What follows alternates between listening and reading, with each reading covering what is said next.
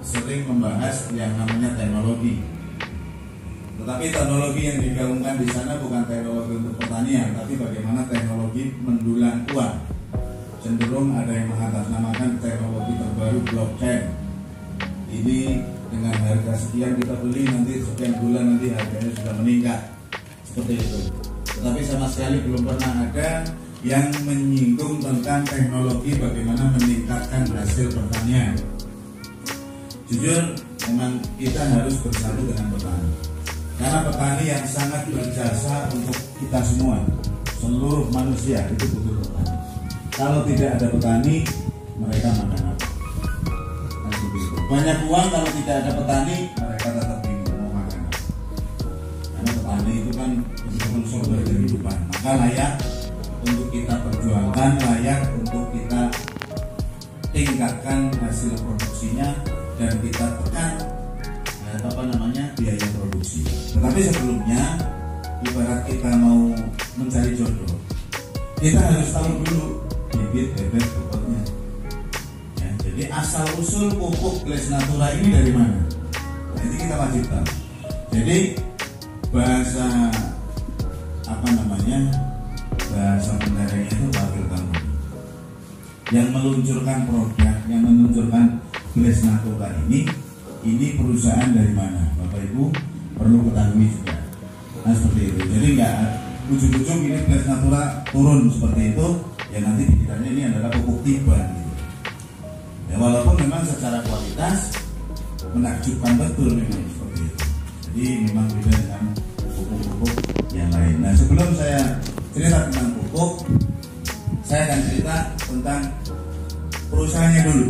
Jadi harus tahu Bapak Ibu, ini perusahaan ini dari mana, kemudian pupuk diproduksi oleh siapa. Yang pertama saya cerita Gles Jaya. Gles Jaya ini adalah yang mendistribusikan pupuk Gles Natura. Sebelumnya itu juga sudah memiliki pabrik, tetapi pabriknya bukan pupuk seperti itu. Yang berjalan 22 tahun sampai sekarang itu adalah pabrik skincare, produk-produk kecantikan. Itu sampai sekarang masih berjalan. Ownernya itu yang punya pabrik itu namanya Pak Haji Eko Subiantoro. Beliau sangat mulia sekali di sini. Jadi beliau itu sudah kaya, banyak uang, banyak harta, pabrik juga nggak cuma satu, tetapi beliau masih memikirkan bagaimana bisa mensejahterakan banyak orang.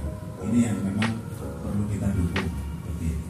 Maka beliau meluncurkan Gles Jaya ini dengan produk-produknya seperti itu. Nah, perusahaan ini adanya di Sidoarjo, Jawa Timur, Bapak Ibu. Secara legalitas sudah sangat lengkap sekali. Jadi kita sudah aman di regulasi pemerintahan. Jadi kalau tidak ada izin juga perusahaan tidak berani bersosialisasi tentang produk-produk yang didistribusikan. Tetapi ini sudah lengkap, terdaftar di pemerintahan, bahkan sudah terdaftar di Kadin. Nah, terus dinakodai atau dipimpin oleh direktur utama di sini Muhammad Arif Widiantoro, sarjana hukum. Ini sebagai direktur utama. Beliau masih anak-anak, umurnya 28 tahun. Tetapi memang beliau seorang pengusaha muda yang sukses. Beliau juga sama seperti bapaknya. Ini salah satu putra dari Pak Haji Eko. Beliau sangat humble, membaur dengan teman-teman. Kepingin sekali datang ke Klaten. Beliau sudah mengetahui bahwa di Klaten ini banyak saudara-saudara kita yang antusias untuk menyambut produk dari Gles Jaya. Tetapi karena saking sibuknya beliau, kemarin juga habis event atau acara di Tulungagung dan beliau masih ada jadwal-jadwal yang lain. Untuk hari ini beliau hanya salam saja kepada teman-teman di Klaten. Harapannya nanti di waktu berikutnya bisa bertemu dengan kita semuanya di Klaten. Dia sangat humble, sangat energik dan suka membantu mitra-mitranya ya, bagaimana supaya bisa menjalankan di Gles Jaya ini betul-betul bisa maksimal. Kemudian berikutnya adalah konsultan produk Dr. Linda. Ini adalah kakaknya Mas Bian tadi. Seperti itu. Jadi tidak ada orang lain di perusahaan ini, maka cenderung lebih aman. Ownernya tunggal, pemiliknya tunggal, tidak ada orang lain. Jadi nggak akan ada gontok-gontokan nanti kemudian hari. Kalau perusahaan dipimpin oleh lebih dari satu orang, itu biasanya rawan kontok-kontokan. Nek urung hasilnya biasanya kompak. Tapi begitu hasilnya sudah terlihat bagus, besar, itu biasanya masing-masing mengklaim saling besar. Tapi di Bless Bianjaya ini betul-betul sendiri menentukan. Jadi tidak ada orang lain, apalagi kalau investor dari luar tidak ada. Itu mutlak. Ini adalah Pak Haji Eko Subiantoro dengan itu. Nah, karena produk kecantikan, maka Dokter Nida ini sebagai konsultan produk kecantikan. Jadi nanti juga dalam bentuk kemungkinan di Klaten juga bisa diadakan seminar tentang kesehatan kulit. Nah, kecantikan, perawatan kulit. Bisa nanti kesehatan kulit gratis karena memang kita punya alatnya itu, dan Dokter Nida bisa juga hadir ke Klaten. Asalkan nanti tinggal teman-teman di Klaten siap atau tidak, kan seperti itu. Kalau perusahaan selalu mendukung teman-teman semuanya, dan didukung juga di sini oleh co-founder Insinyur Saiful Muhin. Ini orang yang pertama kali memperkenalkan Bless Bianjaya ini ke teman-teman. Jadi ini orang yang pertama. Beliau juga memang kenal capek juga.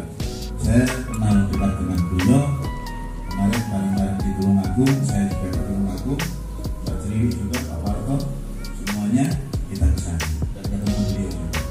Beliau hanya juga menitip salam kepada teman-teman di Klaten. Jadi lain waktu nanti kita bisa bertemu. Didukung lagi dengan Pak Sutrisno ini juga yang akan membimbing kita semua bagaimana Bless Bianjaya ini bisa maju di Klaten khususnya. Jadi nanti yang diharapkan adalah teman-teman di Klaten bukan hanya sebagai pengguna produk pupuk saja, tetapi ya ibadahnya juga harus kita jalankan, yaitu bukan hanya kita yang mendapatkan manfaat lebih, saudara-saudara kita di luar kota Sragen ataupun yang lain di kota Klaten atau yang di wilayah lain juga perlu kita kasih tahu. Nah, dengan kita memberitahu kepada mereka, itu nilai ibadahnya dapat, tetapi nilai finansial juga dapat. Nah, yang akan membimbing tentang pengembangan seperti itu beliau Pak Sutrisno. Beliau adalah Direktur Support System di dalam pengembangan di Bless Bianjaya. Ini seperti itu. Nah, ini legalitas tadi, ya ini asosiasi juga sudah terdaftar. Jadi intinya tentang perizinan kita sudah lengkap seperti itu. Nah, sebelum menginjak ke pupuk, kita cerita di sini tentang produk yang lain dulu sedikit sepintas saja sebagai gambaran. Jadi supaya tidak miss komunikasi nanti, ya supaya tidak miss di tengah perjalanan. Informasinya, Bless Bianjaya ini bukan hanya pupuk yang didistribusikan, tetapi ada produk-produk yang lain. Ya, artinya memang Bless Bianjaya ini tujuannya adalah bagaimana bisa mensejahterakan banyak orang. Itu bukan hanya dari segi finansial, tetapi juga kesehatan juga. Jadi kesehatan juga perlu dipikirkan. Banyak uang, hasil melimpah, tetapi kesehatannya tidak terjaga, ya nanti kita sia-sia saja nyari uang hanya untuk ke rumah sakit saja. Kan sayang juga gitu. Jadi banyak uang, banyak hasil, tetapi juga kita tidak menikmati hasil. Oleh karena itu, yang pertama adalah kita bagaimana kita bisa sehat secara fisik, ya. Jadi produk yang pertama di sini ini adalah kopi Bless atau Bless Coffee, ya bahasanya. Bless Coffee ini sifatnya adalah melancarkan peredaran darah. Jadi saudara-saudara kita, apalagi usia-usia kayak saya sudah hampir mendekati setengah abad, itu yang pasti pengentalan darah, peredaran darah kita sudah tidak seperti waktu kita anak-anak. Nah, oleh karena itu kita semuanya wajib merawat tubuh kita.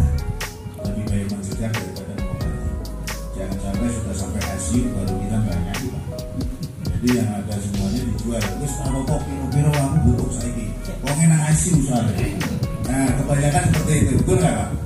Kebanyakan seperti itu. Kalau sudah di ujung tanduk, baru kita memikirkan itu, apapun yang terjadi, piye caranya. Kan seperti itu.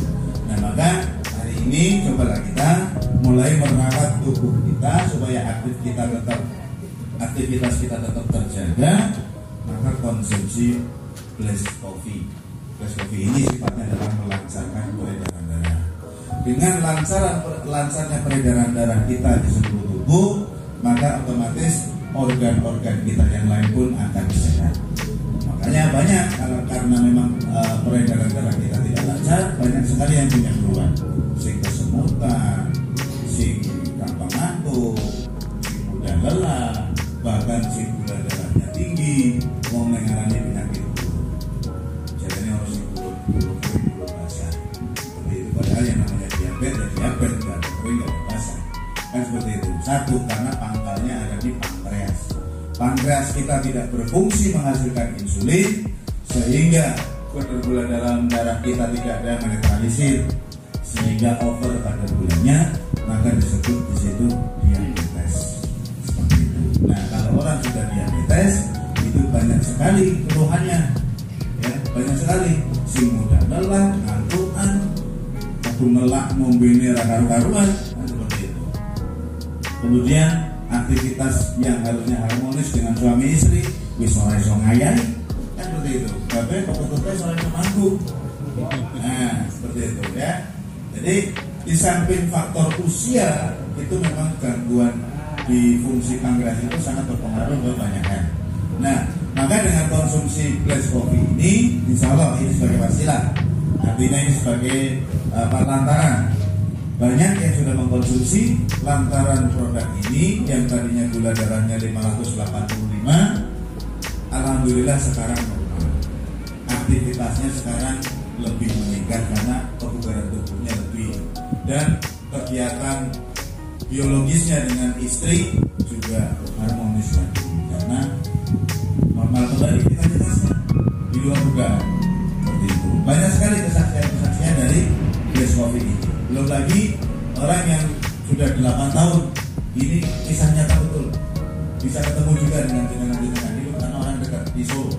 Tetapi kalau aslinya di Sulawesi sana. Namanya Pak Yohanes, dia adalah pendeta. 8 tahun dia hampir putus asa karena memang sudah hampir divonis importer. 8 tahun tidak bisa aktivitas masuk. Tapi alhamdulillah, lantaran Blaze Coffee ini beliau sekarang sudah normal. Artinya di mana-mana beliau kesaksian itu, bahkan sampai ke artis Sri Mulat itu juga diprospek sama beliau, dikenalkan Blaze Coffee sama beliau, yang akhirnya Polo Sri Mulat sekarang mengkonsumsi ini, dan kawan-kawan termasuk Tarsar dan lain-lain sudah konsumsi ini, bahkan sudah ada di YouTube seperti itu. Dan artis cantik si Catherine itu juga menggunakan Blaze Coffee. Itu saking semangatnya karena beliau pendeta, sering melayani umatnya seperti itu. Nah, nggak tahu artis beliau tak lagi seperti itu. Jadi memang itu sudah tugas kita. Kalau kita sudah merasakan manfaat produk lebih, ya maka kita wajib memberitahu kepada yang lain yang belum tahu. Ini seperti itu. Nah, selanjutnya produk-produk yang lain, nah untuk wanita juga sama. Untuk wanita juga perlu kita rawat, namanya subsidi pun infonya akan jatah dari instansi petani juga dibatasi. Kadang-kadang nggak sesuai dengan harapan. Ya, harapannya berapa luas, jatahnya cuma berapa kilo. Nah itu yang terjadi. Nah, maka usulan juga dari teman-teman mengusulkan bagaimana kalau BSBND ini mendistribusikan dengan pertimbangan yang matang. Akhirnya memang Pak Haji Eko Subiantoro ini melihat bahwa ternyata di Indonesia mayoritas petani. Maka meluncurkanlah Blaze Natural. Tetapi mengeluarkan produk juga tidak sekedar mengeluarkan begitu saja, mempertimbangkan tentang kualitas. Jadi bukan hanya bentuknya saja pupuk, yang penting ono barangi, seperti itu, yang penting didol payu, terus orang tanggung jawab karo kualitas. Itu bukan Pak Haji. Ya, kalau Pak Haji selalu mempertimbangkan bagaimana kualitas produk. Maka sebelum diluncurkan, coba kemudian memang kami berharap harus di atas yang sudah beredar. Jadi Blaze Natural ini memang betul-betul diproduksi dengan teknologi terbaru, teknologi Jepang, teknologi nano. Memang ada sebuah perusahaan yang sudah meluncurkan pupuk berteknologi Jepang, Tapi ini memang dijamin di atas yang sudah ada. Nanti Bapak Ibu semuanya bisa mencoba. Tapi alhamdulillah kalau di wilayah Klaten itu sudah ada yang membuktikan bahwa Ples Natura ini betul-betul hasilnya maksimal, dan Bapak Ibu semuanya juga bisa lihat langsung ke lokasi karena nggak jauh dari sini. Dan alhamdulillah yang develop beliau Pak Ponimen ada di tengah-tengah. Ya, aplaus untuk Pak Ponimen. Dengan teknologi terbaru dan ini teknologi Jepang, teknologi nano, maka proses pengaplikasiannya sangat mudah. Memang teknologi ini belum bisa diterima kita secara tiba-tiba, karena memang ini hampir seperti di luar nalar kita. Yang namanya teknologi terkadang itu memang di luar jangkauan kita karena kurangnya edukasi, kurangnya sosialisasi, ya seperti itu. Jadi nggak bedanya kalau bicara teknologi yang di luar nalar. Teknologi yang di luar nalar ini kan sama-sama handphone. Handphone di satu wilayah yang belum mengenal handphone Android, begitu kita cerita aku bikin video lewat handphone. Nah, wilayah yang belum kenal Android, orang itu pasti guyu, Pak. Kemana mau video bisa dikirim lewat handphone? Handphone ku nyatanya di jangan kirim lewat handphone ku. Ya, iso handphone itu. Artinya teknologi. Seakan-akan di luar nalar, seakan-akan itu sesuatu yang tidak mungkin, tetapi itu sangat mungkin karena memang itu teknologi. Sama pada saat tahun 90-an ada nyanyian Mas Sudarja itu tahun 2000 dilayani serba mesin. Semua orang dilayani mesin. Pada saat itu kita pun tidak mungkin. Artinya masuk ide untuk dilayani mesin. Faktanya sekarang posisinya kemana-mana kita dilayani mesin. Kita naik mobil jalan tol yang buka portal juga mesin. Kita ngambil duit di pinggir jalan yang layani juga mesin. Kita cuma masukin kartu. Bahkan sekarang teknologinya nggak pakai kartu ATM pun kita bisa membelikan dengan handphone. Itu adalah untuk teknologi. Yang kalau kita ceritakan ceritanya zaman dulu di tahun 90-an itu seakan-akan hal yang tidak, karena itu memang dibuat seperti itu. Begitu juga dengan pupuk. Awalnya pupuk yang bicara pupuk organik, teman-teman mengasumsikan atau membayangkan karena pupuk organik itu kan banyak dan yang produksi juga banyak. Teman-teman petani juga semuanya bisa produksi sendiri-sendiri karena memang dengan edukasi, dengan sosialisasi PPL di wilayah-wilayah itu saya yakin mereka juga sudah mengarahkan bagaimana kita kembali ke organik. Pupuk organik boleh bisa diproduksi oleh siapa, tetapi belum pernah ada yang istilahnya dengan pupuk organik hasilnya cepat dan hasilnya meningkat drastis, itu kan belum banyak yang terjadi. Maka asumsi teman-teman kalau bicara organik lah hasilnya tentu apik, prosesnya juga pertumbuhannya belum bagus. Nah, memang betul dan itu memang faktanya seperti itu. Kalau kita menggunakan pupuk-pupuk organik di luar sana, sementara kerjanya juga bisa dua kali kerja. Karena umumnya pupuk organik di luar sana tidak bisa dicampur dengan insektisida. Jadi yang misalnya mau pupuk organik yang tujuannya cair mau disemprotkan, biasanya yang dicampur kimia mau langsung. Karena memang teknologinya kan masih teknologi biasa dan bahan dasarnya rata-rata bakteri atau mikroba kan seperti itu. Maka mikroba ketemu kimia, ya mikroba ini mati. Artinya pupuk sing itu larang-larang seliter pitung seliter 1 selawe kan seperti itu. Seliter 10.000, nah itu nggak ada masalah. Nah oleh karena itu Ples Dian Jaya ini tampil beda, menyuguhkan sesuatu yang berbeda. Dengan Ples Natura ini pupuk berteknologi nano. Nano itu pecahannya itu 1/1000.000. Jadi kecil sekali, hampir tidak terlihat oleh kasat mata. Maka proses kerjanya sangat simpel, pengaplikasiannya juga sangat mudah. Nggak perlu bawa pupuk yang berat.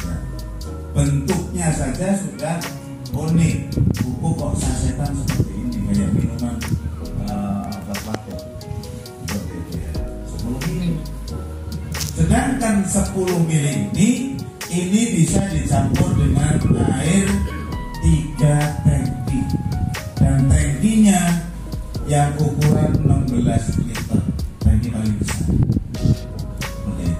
Ini satu saset untuk 3 tangki.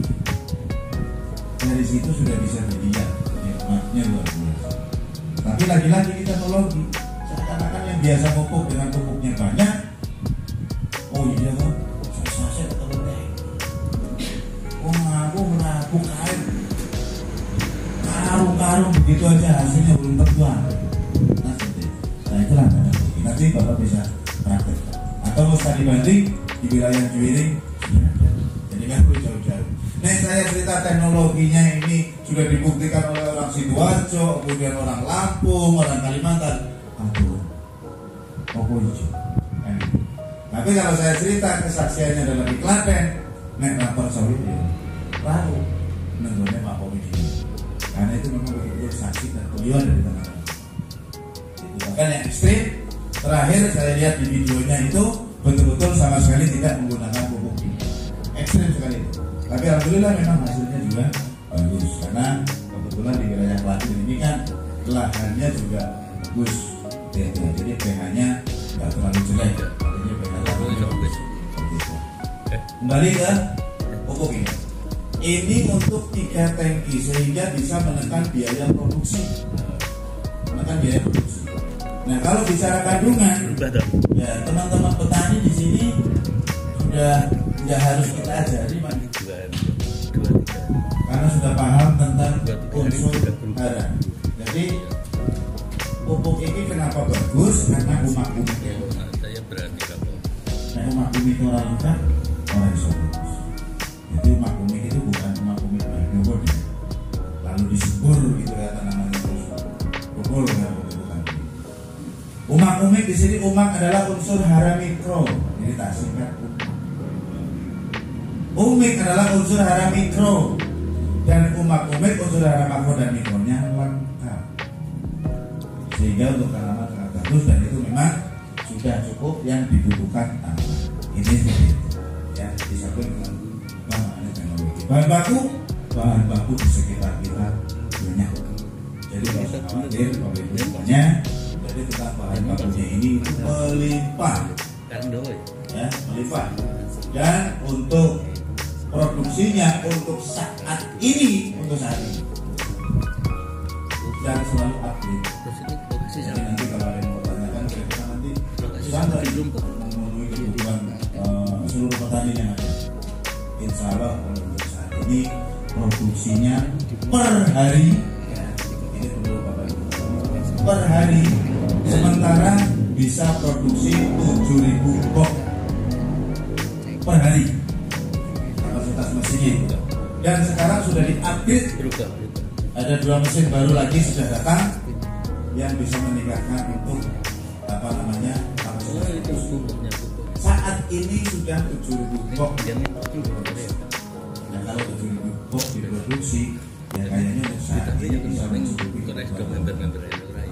Jadi nggak usah khawatir ya tentang pendistribusian, gudang juga sangat luas. Yang penting manfaat. Nah, manfaatnya ini bisa meningkatkan hasil pertanian dan bisa meningkatkan rendemen. Rendemennya meningkat. Artinya begini, mungkin sih teman-teman yang hanya jual gabah basah nggak peduli, ya seperti itu. Tetapi kalau yang memang dia bisa nggak jual gabah basah saja, tetapi dia bisa nyelek, bisa mengetahui tentang rendemen itu. Jadi gabah kering giling 1 kintal misalnya digiling jadi beras, biasanya umumnya ini kalau yang umumnya yang belum menggunakan pupuk, paling bagus itu sudah super top dan langka, itu hanya 65 kilo 1 kintal. Itu super bagus ya, yang pernah membandingkan 65 kilo itu sudah super bagus, dan itu langka ya, rata-rata 50. Nah dengan Bless Natura ini kita bisa ambil rata-rata gabah kering giling menjadi berasnya menjadi 75 kilo rata-rata ini. Dan kualitasnya bagus. Bahkan Kalau misalkan di lab sekalipun itu tetap kimianya tidak terlihat. Gitu loh. Jadi yang kelihatan adalah organik, walaupun masih semi organik. Seperti itu. Tetapi di lab yang kelihatan adalah organik. Seperti itu. Tujuannya apa? Dengan Blaze Natura ini tujuannya nanti ya memang tapi bukan juga dari teman-teman supaya petani ini punya nilai jual, artinya punya nilai tawar.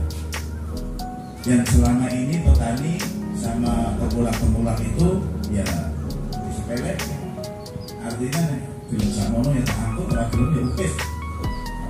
Mau nggak mau kan akhirnya kita jual karena takut gagal.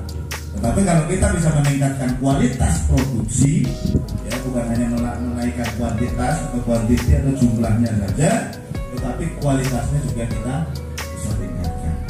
Karena kita sudah betul-betul ya kita tinggalkan tulang-tulang kimia yang sudah merusak tanah kita. Tanah kita tanpa kita sadari dirusak oleh kita sendiri. Itu dengan pupuk kimia terus menerus setiap masa tanam pupuk kimia terus setiap masa tanam pupuk kimia terus ya sehingga kalau dosisnya tidak ditingkatkan juga hasilnya kurang bagus, otomatis dosisnya naik.